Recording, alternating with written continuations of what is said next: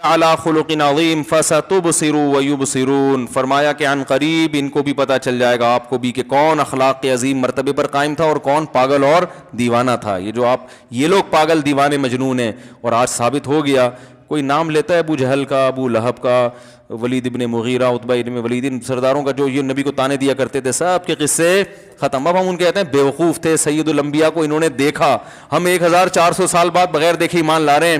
یہ دن رات کم بخت معجزے دیکھ رہے تھے، اور اپنے سامنے پیغمبر کو انہوں نے دیکھا، اور دیکھ رہے تھے کیسے اسلام دنیا میں غالب ہو رہا ہے، پھر بھی دنیا پرستی نے ان کو حق سے غافل کیا۔ تو اللہ فرماتے ہیں ان قریب پتہ چل جائے گا، اور الحمدللہ پتہ چل گیا۔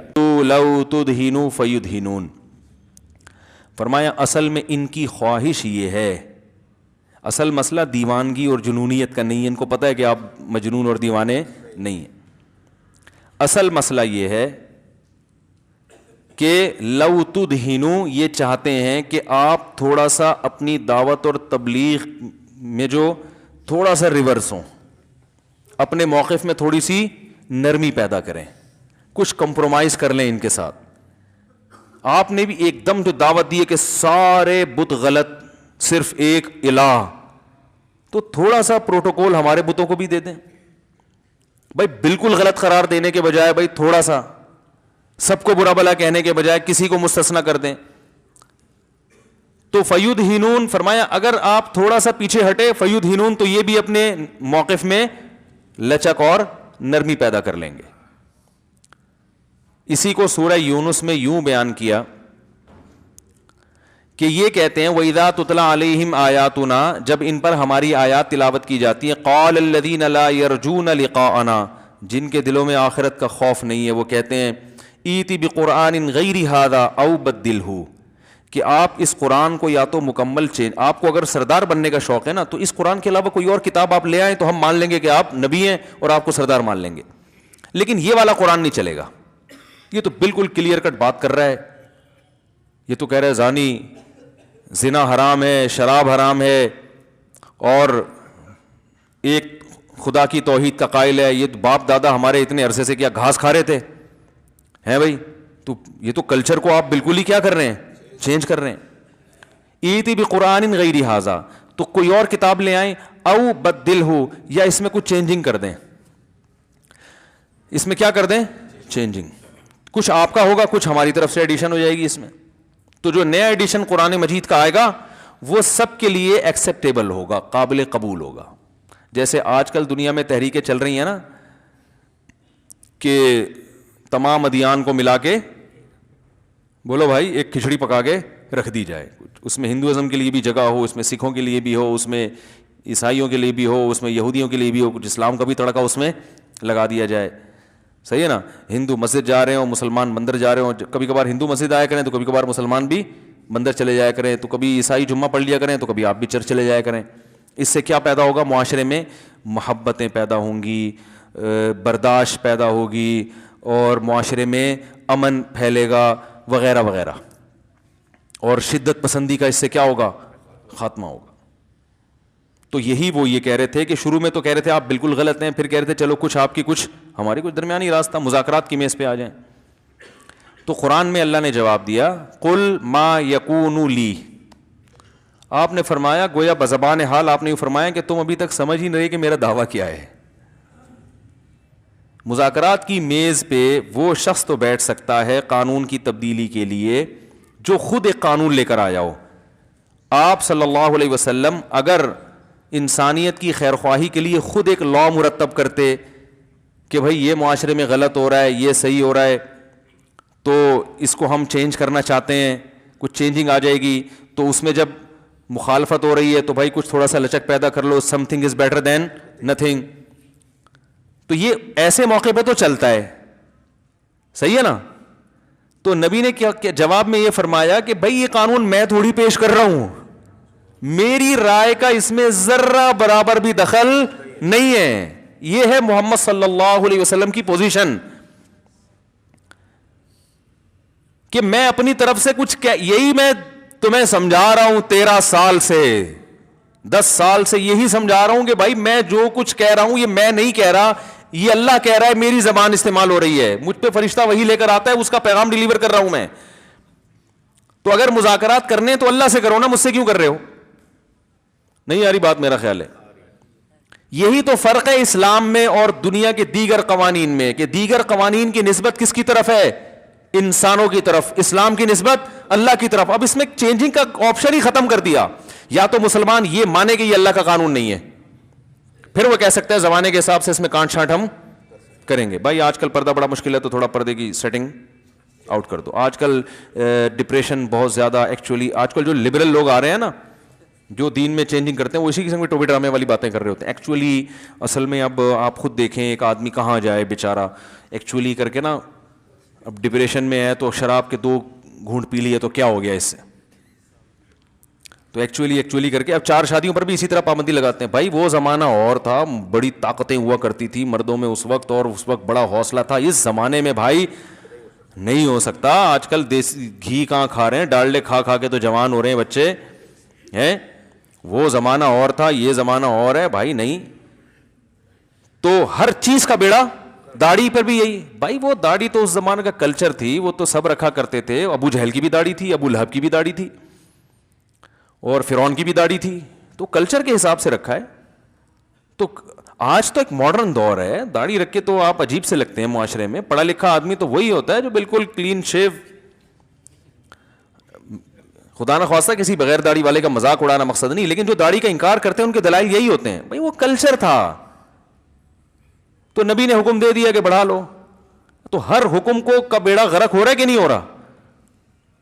داڑھی کا حکم تو تورات میں آج تک موجود ہے کہ اللہ نے موسیٰ علیہ السلام کو کوہ طور پہ بلا کے کہا کہ اپنی قوم کو کہہ دو کہ داڑھی مت کاٹنا. تبھی آج یہودی بھی داڑھی رکھتے ہیں. میں نے خود یہودی دیکھے ہیں داڑھیوں والے. کلپ آ جائے گا, اسرائیل سے تعلقات ہیں ان کے. ہمیں تو یہاں کوئی یہودی نظر نہیں آتا, ان کو یہاں نہیں دیکھے, بیرون ملک دیکھے ہیں. تو ہم نے خود داڑھی والے یہودی دیکھے ہیں, اور رکھتے ہیں اتنی بڑی بڑی داڑیاں. ہماری تو پھر بھی چھوٹی ہوتی ہیں, بڑھتی نہیں ہیں. ان کی تو وہ یہاں تو اتنی اسپیڈ سے داڑیاں بڑھ رہی ہوتی ہیں ان کی. تو ہم تو پھر بھی گنجائش دیتے ہیں نا, ایک مٹھی سے زیادہ کاٹنا جائز ہے. یہودی کہتے ہیں ایک مٹھی سے زیادہ کاٹنا بھی جائز نہیں ہے, بڑھاؤ بس. وہ کہتے ہیں اس کی بھی اجازت نہیں ہے, بڑھاؤ فل. تو نبی صلی اللہ علیہ وسلم نے حکم دیا, بھائی آپ سے نہیں رکھی جا رہی تو اسلام کو تو چینج نہ کرو نا میرے بھائی. اب بولو یار میں اللہ سے دعا مانگتا ہوں. دیکھو کتنے لوگ ہیں نماز پڑھتے ہیں, نہیں پڑھتے نا بہت سے, لیکن مانتے ہیں اسلام میں نماز ہے. کتنے لوگ ہیں ابا اماں کی فرما برداری کرتے ہیں, لیکن مانتے ہیں بھائی ابا کو راضی رکھنا چاہیے, اماں کو خوش رکھنا چاہیے. تو نہ ماننا خطرناک ہے, عمل نہ کرنا یہ عملی کوتاہی ہے, اس کی اصلاح ہو سکتی ہے. تو اب کیا ہے کہ رسول اللہ صلی اللہ علیہ وسلم نے اپنی پوزیشن واضح کر دی. قرآن میں اللہ نے حکم دیا, قل اے نبی آپ ان سے کہہ دیجئے کہ تم جو مجھے کہہ رہے ہو کہ دوسرا قرآن آلٹرنیٹ لے آؤ یا تھوڑی سی اس میں کیا ہو جائے چینجنگ. قل ما یکون لی, یہ مجھ میں قوت ہی نہیں ہے, طاقت ہی نہیں ہے, میرے لائق ہی نہیں ہے, میرے بس میں ہی نہیں ہے, ان ابدلہ من تلقاء نفسی, کہ میں اپنی طرف سے اس میں کچھ چینجنگ کر دوں.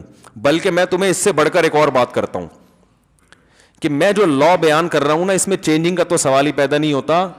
بات یہ ہے ان اتبع الا ما یوحى الی, کہ میں خود اس لا پہ عمل کرنے کا مکلف ہوں جس لا کا میں تمہیں کہہ رہا ہوں. وہ صرف تمہارے لیے نہیں, میرے لیے بھی ہے. مجھے بھی ڈر ہے, انی اخاف ان عصیت ربی عذاب یوم عظیم, میں تو تم سے زیادہ ڈرتا ہوں کہ اگر اس لا کی مجھ سے کہیں مخالفت ہو گئی تو بہت بڑا عذاب میرے لیے تیار ہے. پھر مجھے تو اپنے بارے میں ڈر ہے. تو یہ اللہ نے نبی صلی اللہ علیہ وسلم کی زبان سے یہ نکلوائے یہ الفاظ, وہی نازل ہوئی کہ ان کو یہ کہہ دیں. تو ایز اٹ از آپ نے وہ کلام نقل کر دیا. ورنہ کوئی اپنے بارے میں یہ کہہ سکتا ہے کہ بھائی میں تو اگر خود فالو نہ کروں تو مجھے ڈر ہے کہ عذاب نہ آ جائے. تو وہ اللہ کہلوا رہے کہ آپ یہ بولیں, آپ یہ کہیں, آپ یہ کہیں, آپ یہ کہیں. قرآن کی صداقت کے بڑے عجیب واقعات ہیں. دیکھیں رسول اللہ صلی اللہ علیہ وسلم کی حضرت زینب سے نکاح ہوا نا, پھوپھی زاد بہن تھی آپ کی. جب حضرت نبی صلی اللہ علیہ وسلم کا نکاح حضرت زینب سے ہوا تو انسان کی فطرت ہے کہ دلہن جب رخصت ہو کے آتی ہے تو شروع میں تو انسان کی طبیعت بہت مائل ہوتی ہے نا دلہن کی طرف. اس کو دوست بھی کھل رہے ہوتے ہیں, جتنے پرانے جگری یار ہیں. شادی کی رات میں اچھا لگتا ہے کوئی آ کے بیٹھ جا یار, اتری گتر کے ڈھکن پہ آ کے بیٹھ جا رہا, ذرا گٹکا وٹکا سگریٹ, اب دفعہ ہو یہاں سے. ایسا ہی ہوتا ہے نا, یہ انسان کی نیچر ہے, وہ پرانے دوستوں کو بھی بھول جاتا ہے کچھ دن تک. پھر اس کے بعد دلہن ساری زندگی روتی رہتی ہے ٹائم پہ گھر, بس وہ ٹائم پہ اسی دن گھر آیا ہوتا ہے وہ ایک ہفتے تک. اس کے بعد پھر وہی گٹر کے ڈھکن اور دوست آوارہ ہو جاتا ہے. وہ بیچاری روتی رہتی ہے میں اپنے باپ کا گھر چھوڑ کر آئی اور یہ ٹائم نہیں دیتا. شکایتیں آتی ہیں نا خواتین کی, تو یہی شکایتیں ہوتی ہیں, ٹائم ہی نہیں دیتے. تو آپ صلی اللہ علیہ وسلم کی جب حضرت زینب سے نکاح ہوا تو آپ کی طبیعت بھی ان کی طرف مائل تھی. تو اب کیا ہوا ہے کہ ولیمہ کیا آپ صلی اللہ علیہ وسلم نے, صحابہ آئے, ایک تو کھانا پکنے میں ابھی ٹائم تھا, پہلے ہی آ کے صحابہ کو تو نبی سے ملاقات کا موقع چاہیے تھا نا, کہ یار چلو نبی نے دعوت کی ہے پہلے پہنچ جاؤ, 1 گھنٹہ پہلے ہی چلے جاؤ. نبی کے گھر میں بیٹھنا نصیب ہو رہا ہے, نبی کے دسترخوان پہ, وہ تو محبت میں کر رہے ہیں, اور پھر کھانا کھانے کے بعد بھی بیٹھے ہوئے ہیں. آپ صلی اللہ علیہ وسلم کو اس سے تکلیف ہو رہی تھی, آپ صلی اللہ علیہ وسلم کو اس سے تکلیف ہو رہی تھی. آپ صحابہ کو یہ کہہ نہیں پا رہے تھے کہ یہاں سے جاؤ, کیونکہ ایسے موقع پہ انسان کو حیا آتی ہے, شرم آتی ہے. دولہا جو ہے نا وہ یہ کہتے ہوئے, اگر وہ عزت دار ہے, خاندانی ہے, تو یہ کہتے ہوئے چلے جاؤ تو دوست مذاق بھی اڑا سکتے ہیں, ابے بھائی اتنا کیا ابھی جو ہے نا وہ اتنے عرصے بعد تجھے ملی ہے دلہن, کیا پہلی دفعہ تیری شادی ہو رہی ہے کیا دنیا میں, ایسے تانے بھی دیتے ہیں نا, ابے ہمیں پتا تھا بدل جائے گا, تم تو پہلے ہی کہہ رہے تھے, باتیں کرنا آسان ہے. انسان کو ایسے موقع پہ حیا آتی ہے. تو آپ صلی اللہ علیہ وسلم اس طبعی حیا کی وجہ سے, طبعی رغبت بھی ہے بشر ہونے کی وجہ سے, اور طبعی حیا بھی آ رہی ہے, صحابہ سے کہتے ہوئے آپ شرما بھی رہے ہیں, لیکن آپ کو تکلیف ہو رہی ہے کہ بھی جا کیوں نہیں رہے. قرآن میں آیتیں نازل ہو گئیں, یا ایھا الذین آمنوا, اے ایمان والو, جب تمہیں رسول صلی اللہ علیہ وسلم بلایا کریں تو کیا ہے, ولا مستأنسین لحدیث, باتوں میں دل نہ بہلاؤ ایسے موقع پہ.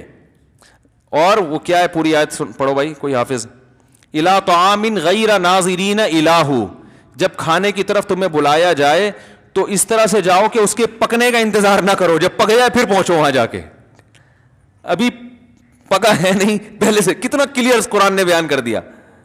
اور آگے اللہ نے فرمایا کہ رسول اللہ صلی اللہ علیہ وسلم یستحیی منکم, تم سے حیا کرتے ہیں. نبی کے دل میں یہ بات ہے مگر بیان نہیں کر پا رہے, لیکن اللہ اس معاملے میں حیا نہیں کرتا, وہ بات کو بیان کر دیتا ہے. تو اب آپ بتاؤ کہ کہاں تو نبی اپنی زبان سے یہ بات کہتے ہوئے حیا کر رہے تھے اور اللہ نے پوری آیتیں بنا کے نازل کر دی, تو آپ صلی اللہ علیہ وسلم کو یہ آیتیں سناتے ہوئے کتنی حیا آ رہی ہوگی, ہے بھائی. لیکن اب مجبور ہو گئے بھائی, جب اللہ نے نازل کر دیا تو اب کیا کرنا ہے, اب تو سنانی ہی سنانی ہے. تو رسول اللہ صلی اللہ علیہ وسلم کے زبان اقدس سے وہی کلام نکلتا تھا جس کا اللہ نے آپ کو مکلف بنایا, اور آپ نے فرمایا میں اس میں اپنی طرف سے تبدیلی نہیں کر سکتا. تو یاد رکھو یہ خدائی قوانین ہیں اللہ کے, جس کو اسلام کہا جاتا ہے. یہ اتنی بڑی نعمت اللہ نے ہمیں دے دی ہے, کیونکہ جب ہمارے سامنے کوئی لا آتا ہے نا تو اس میں دو رائے ہو سکتی ہیں, صحیح بھی اور غلط بھی. جب آپ کسی لا کے بارے میں کنفیوز ہو کے پتہ نہیں صحیح ہے کہ نہیں ہے, تو اس لا پہ چلا جاتا ہے. ٹیکس کے قوانین آتے ہیں, گورنمنٹ کہتی ہے اتنا ٹیکس دو, بحثیں ہوتی ہیں بھائی دینا چاہیے کہ نہیں دینا چاہیے, کچھ دے رہے ہوتے ہیں کچھ پی رہے ہوتے ہیں, اور جو دے رہے ہوتے ہیں وہ بھی سوچ رہے ہوتے ہیں پتہ نہیں دینا چاہیے بھی کہ نہیں چاہیے, اتنا ٹیکس بنتا بھی ہے کہ نہیں بنتا, بنتا ہے تو صحیح جگہ استعمال بھی ہوتا ہے کہ نہیں ہوتا. پھر گورنمنٹ غربت 10 بحثیں آتی ہیں نا, ٹیکس تو دینا چاہیے, لیکن میں ویسے ایک اوور آل لوگوں کی تھنکنگ بتا رہا ہوں. ٹیکس تو جب ایک کسی حکومت میں رہتے ہو دینا چاہیے, قانون ہے, لا کو فالو کرنا چاہیے, لیکن پھر بھی دو رائے بنتی ہے نا. لوگ کہتے ہیں ابے ہمیں حکومت نے علاج تو کیا نہیں, دیا نہیں, بجلی دیتی نہیں ہے, گیس دیتی نہیں ہے, ٹیکس پہ ٹیکس لگائے چلے جا رہی ہے, یہ کر. تو دو رائے ہوتی ہیں, لہٰذا وہ دل جمی سے عمل نہیں ہوتا, اور جب دل جمی سے عمل نہیں ہوتا تو ثواب کا تصور تو ویسے ہی ختم ہو جاتا ہے. وہ اسی پر مطمئن نہیں ہے کہ پتہ نہیں میں ٹیکس دے کے اپنے بیڑا غرق کر رہا ہوں یا اپنا فائدہ کر رہا ہوں.